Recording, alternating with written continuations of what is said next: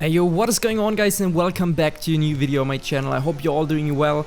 We are back with another PSGL highlight video. This is actually round 2 of the races that did count. It's Brazil, Kiefer, Lagos, and it is wet.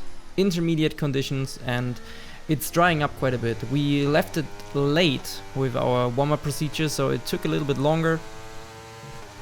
And I had to rush it because I had another car coming behind, I think. Ah no, wait, I'm messing this up with Q2 right now. Well, I already spoiled it. We are going into Q2. Well, this is my fastest lap of Q1, is what it is. Anyways, yeah, we haven't practiced the wets like many other people probably did. So this is basically everything brand new for us, and yeah, we just gotta make sure we do the best possible job that we can do. But we had an AlphaTauri ahead of us. Wait, no, was that actually the right quali? I'm not sure. I'm so confused right now. No, hold on. This is the right quali. Yeah, this is the one that caught me a little bit off guard. We make a mistake here because we couldn't leave it that much longer, as I didn't know if the car behind was going to start a lap because it seemed quite fast. And yeah, so tires were just barely in the operating window. Had a bit too much fuel and just not optimal. I think the second lap was the fastest on the intermediates when you had them properly up to temperature, and we struggled quite a bit here. You can see lots of mistakes. It cost us so much time. The whole middle and final sector easily cost us over half a second. But in overall I was quite happy with the intermediate pace considering all of that. It was a 16.0. I think pole was a 15.6 from Lucas, so yeah, we were right around there. I don't know if we would have beaten him, but we would have at least been competitive. So now in Q2, it was still raining at the beginning, but at the end we decided to only do one run, which I was still a bit confused about. But you know, sometimes it just happens that you interpret it a little bit different, because it went from inters to dry and there was enough time to go for 2 soft runs and we only had 1, so it was now adapting to this condition and having a 1 shot, whilst all of the others had 2 laps. So just myself and Jano had no soft run yet, so this lap was crucial, and I was a bit scared, of course, going into turn 1. Everything a bit more cautious, especially on the throttle, because I didn't know where the grip was after driving only in inter conditions, or with inter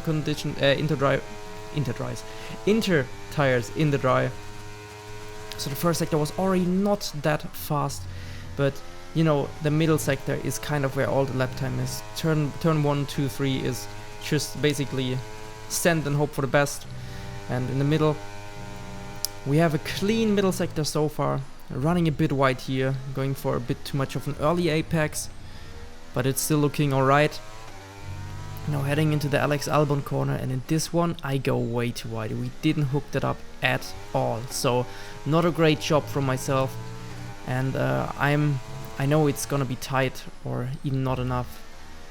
And coming around the final corner, I already knew this is not a great lap. This is not gonna put us anywhere towards the top, and especially considering this lap time is slower than what I could do in Q1 in practice. I'm out.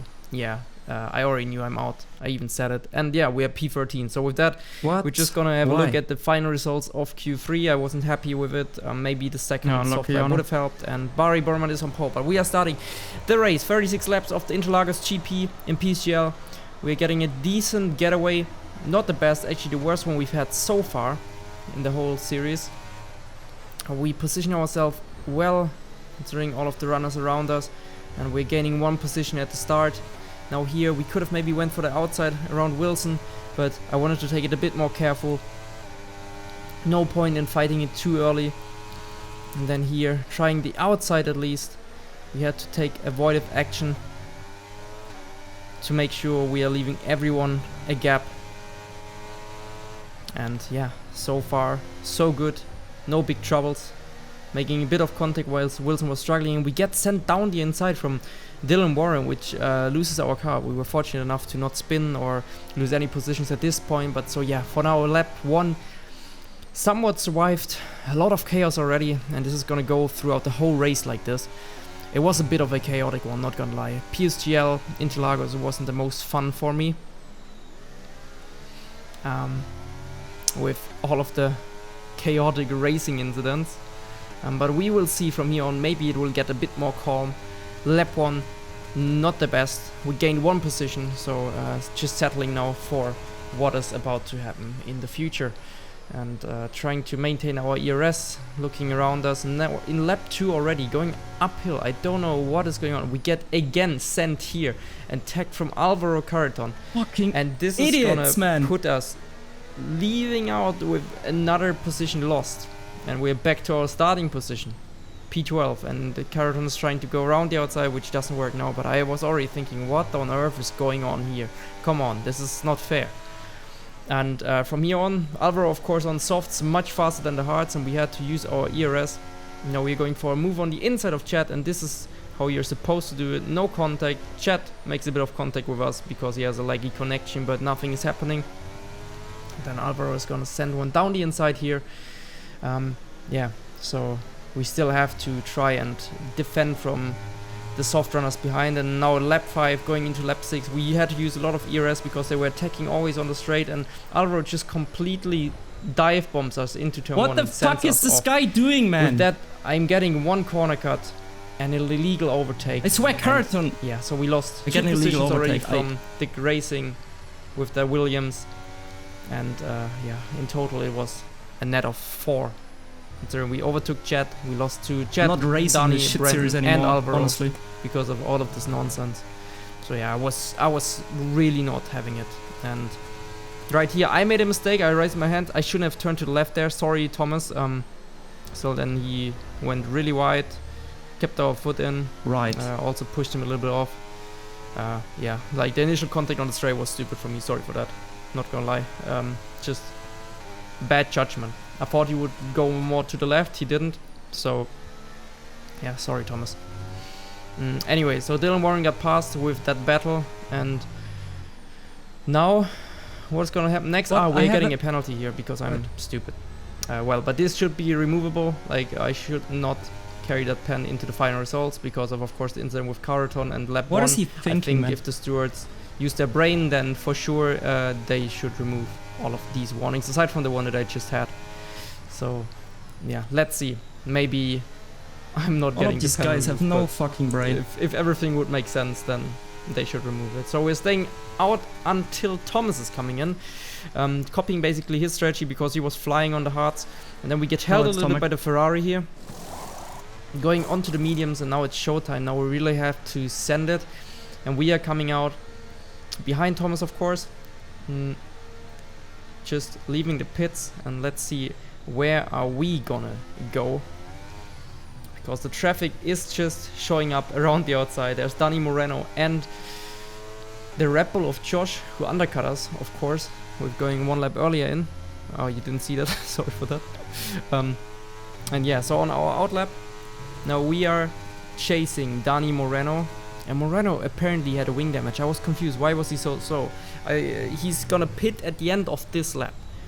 So I was thinking maybe he stayed out and he was not pitting yet, but no, he apparently did pit already from softs mediums and then caught damage on his outlap. So yeah, and so we had a car with damage right ahead of us, which is of course not helping me in any form. And the guys ahead are just literally drifting away, and I just recovered my ERS from the drainage that we had to do endure from the battle with Carreton. And now I have to use all of my ERS again just to at least have a shot of getting back into the DRS range, because the DRS is so powerful. And if Thomas is gonna pass Josh, he's just gonna carry Josh alongside him. And you can see at the end of the lap, we're getting so close. We're actually within the DRS, but we had a worse accident, so this is it. I swear. Fucking. We didn't have the ERS. Can't be we didn't have arsed the anymore, DRS. man. It was looking so bad. Everything that could go wrong in this race, in this whole session, ever since Q2, went wrong. Then, fortunately enough, we had an incident here between 2 of the Ferrari esports drivers, Tomek and Dylan Warren. So they collided, and with that, there was a chance of getting back into the mix with the guys ahead. Even though we had no ERS, we at least were, for this lap, within the DRS range. And this is gonna help us out hugely. Like, this is big. We need this to make any sort of comeback in recovering ERS and having a chance at the front runners in the end, because there's gonna be 1 or 2 medium guys that's just gonna drag them along, and if we are gonna get there, we need that battery to make moves. So now, lap 24, 12 laps to go. It's just now about recovering ERS. Lap 27, you can see we recovered a little bit, and there was another incident with Thomas and Jed.